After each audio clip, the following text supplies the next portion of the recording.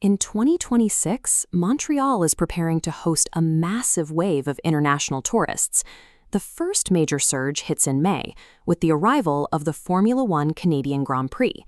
Then, in September, the city brings in a second massive wave of fans for the UCI World Cycling Championships.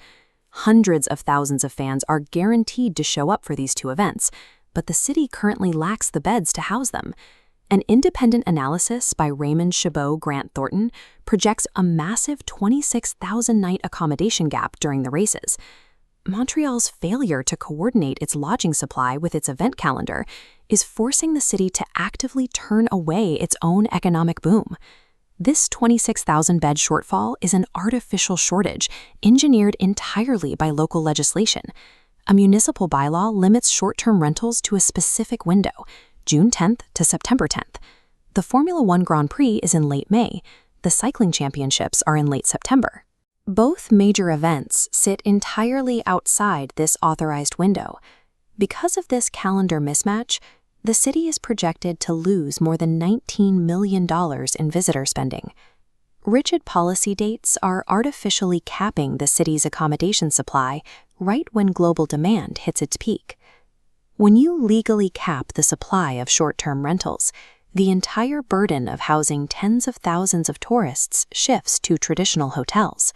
And when a massive mega event rolls into town and traditional hotels hold a monopoly on available beds, the rules of supply and demand take over. CoStar data shows during the 2025 Grand Prix, the average hotel rate shot up to $892 on race Saturday, a 167% increase. If the 2026 gap stays at 26,000 nights, that pressure will easily drive prices past previous highs. When room rates climb toward $1,000 a night, middle-class tourists cancel their trips entirely. A policy designed to limit lodging options ends up pricing out the average fan and shrinking the overall visitor economy. To understand where that $19 million disappears, we have to look at street level. The average Montreal guest spends $245 every single day, excluding what they pay for lodging. That money flows straight into local coffee shops, independent boutiques, and neighborhood transit systems. More importantly, over half of that daily spending stays within the exact same neighborhood where the guest is sleeping.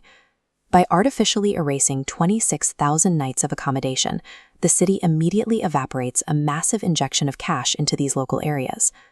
This $19 million deficit directly starves the small, independent business owners who rely on peak season revenue to survive the rest of the year.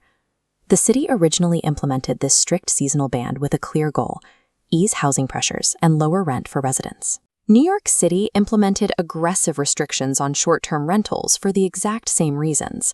Barcelona took a similarly heavy-handed approach to limit tourist accommodations.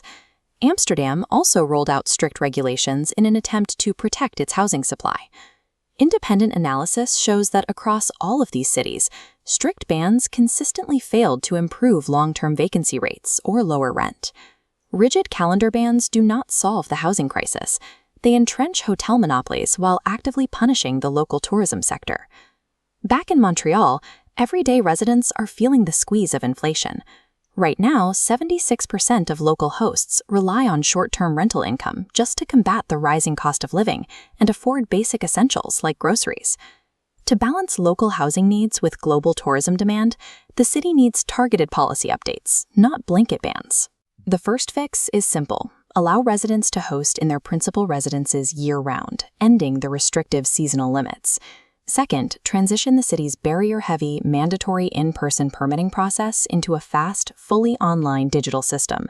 With two global mega events racing toward the calendar in 2026, Montreal has to act quickly to ensure it has the capacity to host the world. By modernizing these rules, the city can comfortably house international fans, help residents fight inflation, and keep revenue in the pockets of local businesses.